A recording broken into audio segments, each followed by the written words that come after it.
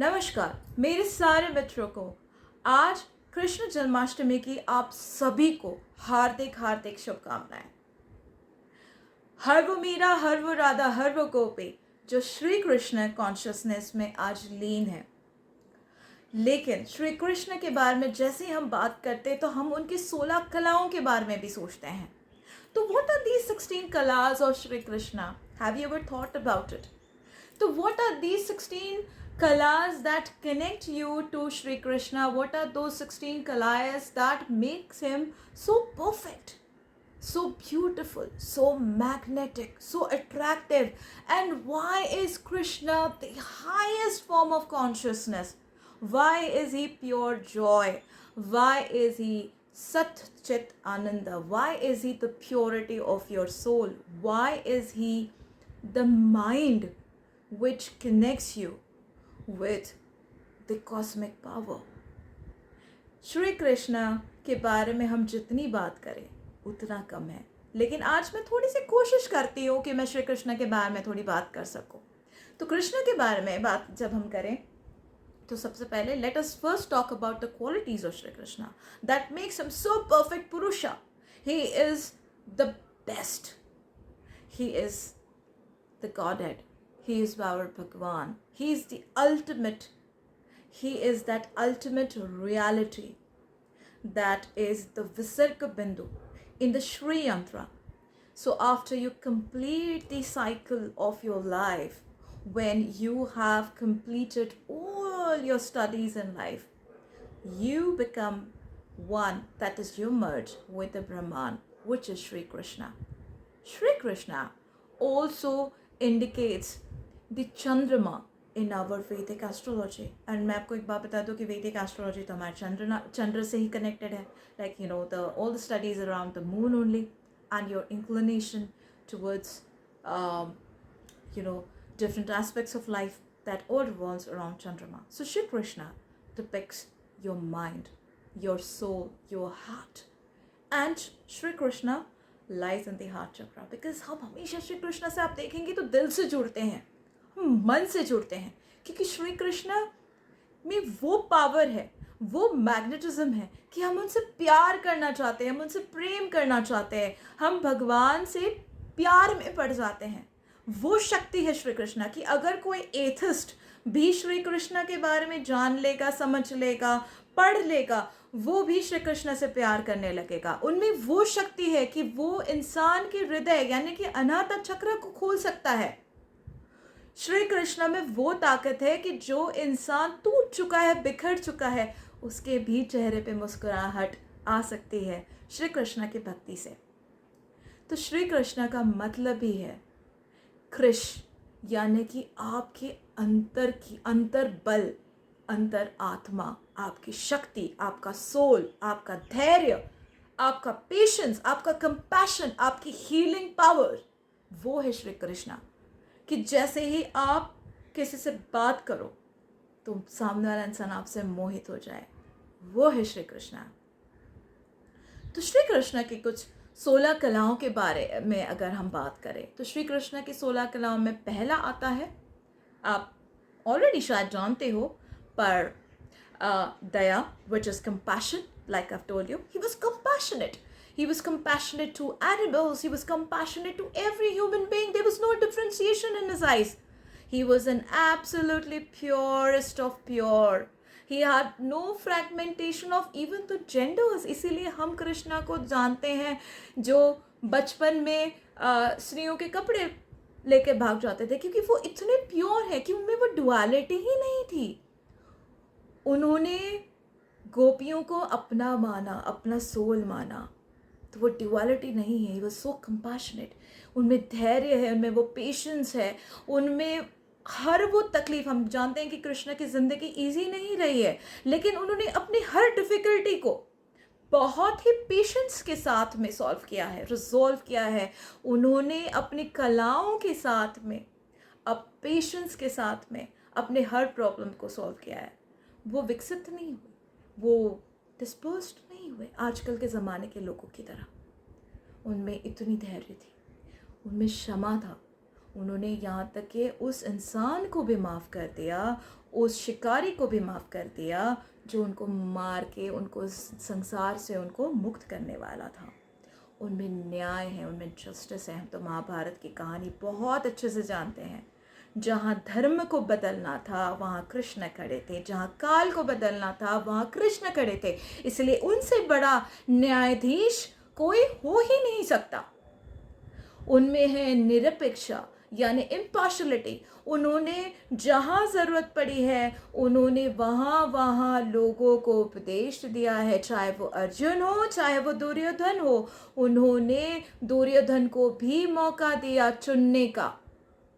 आप तो कहानी जानते हैं कि जब जो दुर्योधन उनके सर पे जाके बैठ गए थे और अर्जुन उनके सिरहाने में उनके पाँव के पास में जाके उन्होंने बात करने के लिए गए थे जब कृष्ण से, तो उन्होंने दोनों को इक्वल मौका दिया। तो इम्पार्शलिटी बहुत ज़रूरी है।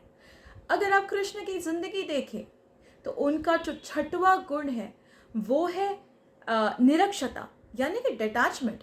जहाँ ज़रूरत पड़ी उन्होंने राधा से भी अटैचमेंट किया क्योंकि उनको धर्म के लिए जाना था। उनके लिए धर्म कर्म सबसे सर्वप्रथम था। उनको जहाँ ज़रूरत पड़ी उन्होंने यशोदा माँ से भी डिस्कनेक्ट किया, डिटैच हुए। वो हृदय में डिटैचमेंट का मतलब ऐसा नहीं कि आप हृदय से निकाल देते हो। डिटैचमेंट का मतलब ये होता है कि आप कर्म के लिए, आप अपने धर्म के लिए, आप राइटियस के लिए, आप काल के लिए आप अपने आप को इस तरह से डालते हो कि आप उस तरफ बढ़ने लगते हो जिसको हम डिटैचमेंट कहते हैं।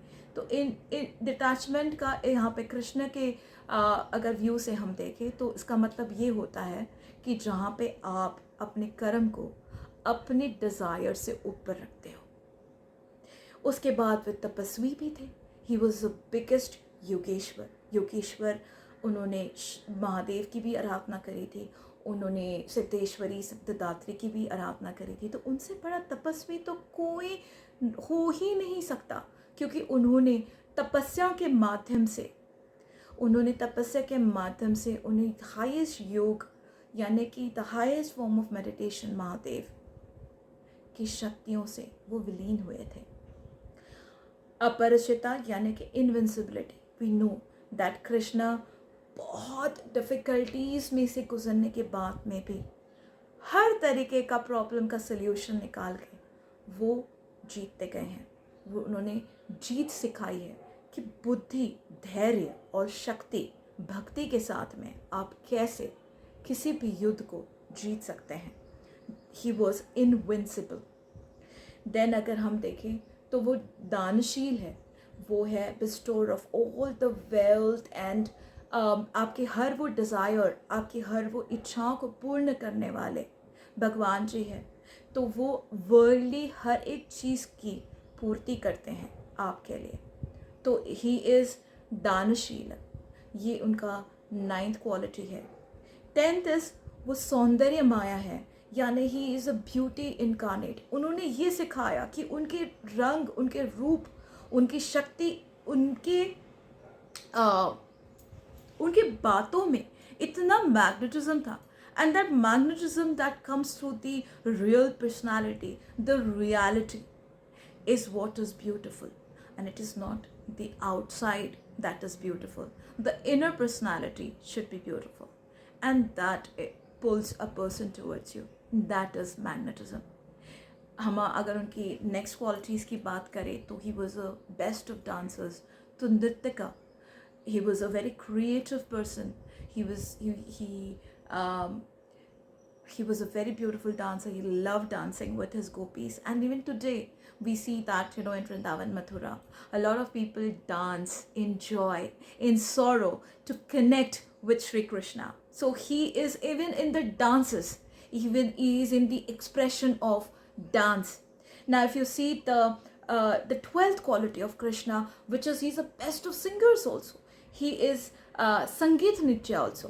संगीत क्यों? क्योंकि वो फ्लूट, हम तो जानते हैं कि जब भी श्री कृष्ण अपनी बांसुरी बजाते हैं लोग मग्न हो जाते हैं और मग्न होकर उनकी तरफ खींचे चले जाते हैं। फिर हम देखें तो वो नीतिवादी भी थे। He was an embodiment of honesty. He believed in honesty. He was straightforward. He was blunt, and he always remained honest throughout. He was a satyavadi. That is, he was true to himself. उन्होंने अपने आप से कभी झूठ नहीं बोला. उन्होंने कभी भी लोगों को भी, जब भी वो समझाते गए, जब भी वो उपदेश दिए, उन्होंने हमेशा लोगों से यही सिखाया कि आप अगर अपने आप के साथ सही हैं, अगर आप अपने आँखों में आईने के सामने जब खड़े होकर अपनी आंखों में आंखें डाल के आप अगर ये बोल सकते हो कि आप सत्य हो, तो आप सत्य ही हो. आपको लोगों को प्रूव करने की ज़रूरत नहीं है. आप अपनी आंखों में हमेशा खड़े उतरने चाहिए.